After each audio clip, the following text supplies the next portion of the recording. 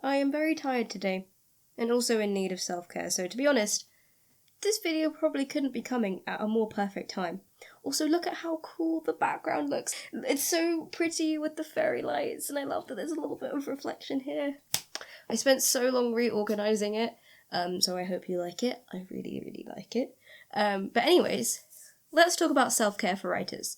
So, for those of you who may not know who I am or are new here, hello, my name is Priyanka, also known as PM on stage or in writing, because I'm also a spoken word poet as well as a writer. And so, that's why I want to talk about self-care for writers. Because in a previous video, I said this. Taking breaks is fine, and it's something you should definitely do.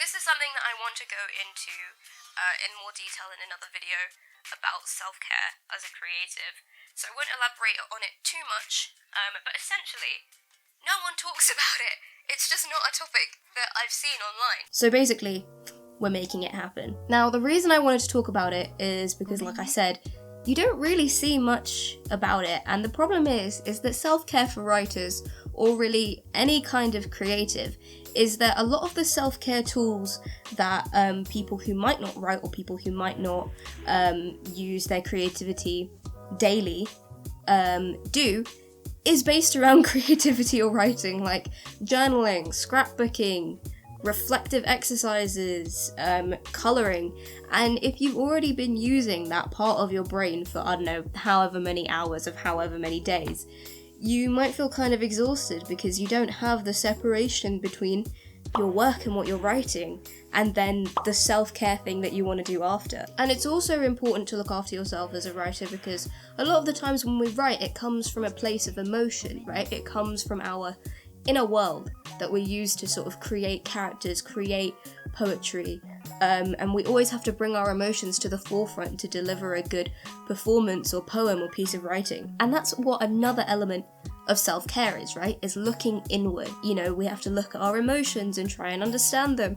But again, if you've been in that headspace all day of being with your inner world, I just personally find it's not that fun to then try and be like, okay, so what are my emotions? Because I've already been sitting with them all day. So then the question is, how are writers meant to do self-care? Well, I have compiled my top 5 tips to help with that, so let's get into it.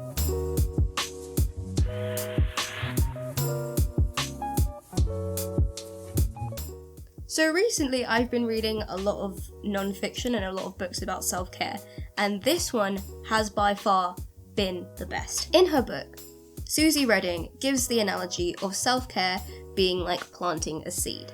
And you need to nurture that seed in order to see results, right? You need to nurture the seed for it to grow a plant. And basically what that means, in other words, is that you need to consistently nourish your need for self-care. Now, many of us, myself included, might only go to self-care when, you know, it's at the end of a really long writing session and we're feeling burnt out, or when we're feeling low on creativity and want to top up. But you need to make it a practice so that it's a skill that you can use and come to regardless of how you're feeling, maybe before the burnout, when you feel that tiny spark in your brain of you being like, I'm not feeling great today, for example, me today.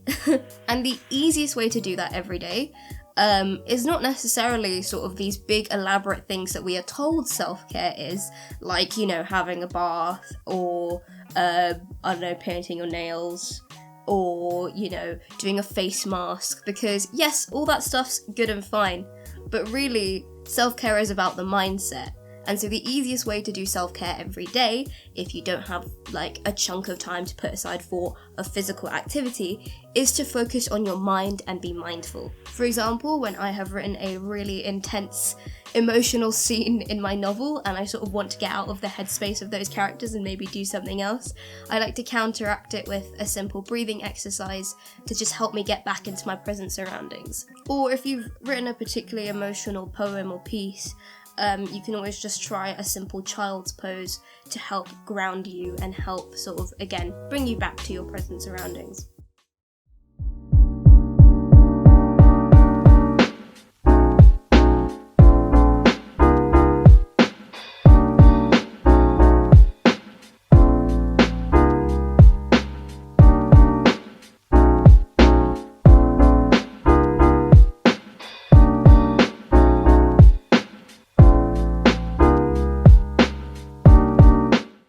are a writer, like I was talking about at the beginning of the video, it means that your inner world is often really strong, because that's where most of our cool ideas for things to write from come from, right? But because of that, it means we can often spend so much time in the headspace of, for example, our characters in our novel, or that particular line in a poem, and we are so absorbed in that we can often forget our outer world. So therefore, assessing yourself outside of your work can really help with imposter syndrome, which I'll talk about in the next point. But very simply, taking a step back from your work and doing something a little different to your everyday normal routine. Maybe use your writing time to focus on another aspect of your routine and try something different. And this is also what Susie Redding says. Oh, the light is fading. 1 second.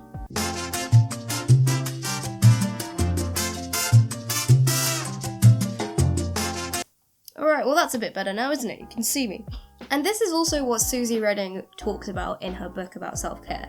She says that self-care is helping your present self and your future self. So if you take a step back from your work in progress, you're helping your present self be more calm, but you're also helping your future self who will have to edit your work in progress. Because the further away you are from your work, the easier it is to be objective about it when you come to the editing stage. Because as Rilke says, if you can be like a tree, standing strong regardless of where your roots are, regardless of how you're feeling, that's probably the best thing to do. And for me, a way that I do this is by having a stage name or a pen name, which is PM. Because if I'm on stage, I can immediately sort of make the switch. If someone calls me PM, I'm like, oh, okay, I have to be in poetry mode now. On stage, I'm PM. But for example, here when I'm talking to you, I see myself more as Priyanka. And because of that, it means I can very easily detach my poetry life from my personal life as well.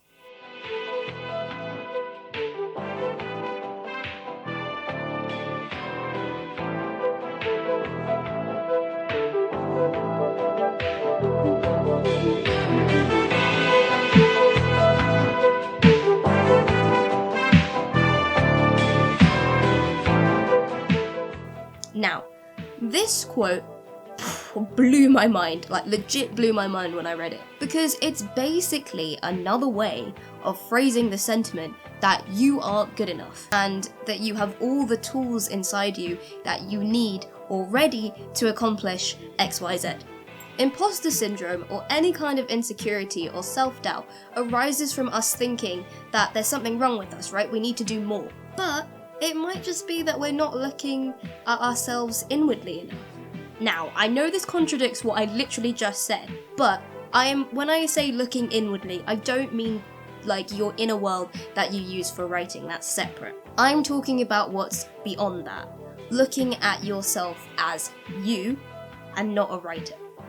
Now again, this might contradict what I said, but in the previous example I gave about my stage name, I can often get imposter syndrome about that.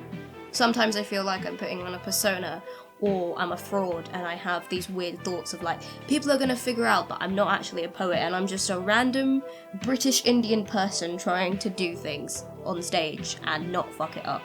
But I found a really good way to overcome this is to just list traits about yourself that have nothing to do with your writing. So for example, I would say that I'm a funny person, I'm kind, I'm there for my friends, etc, etc.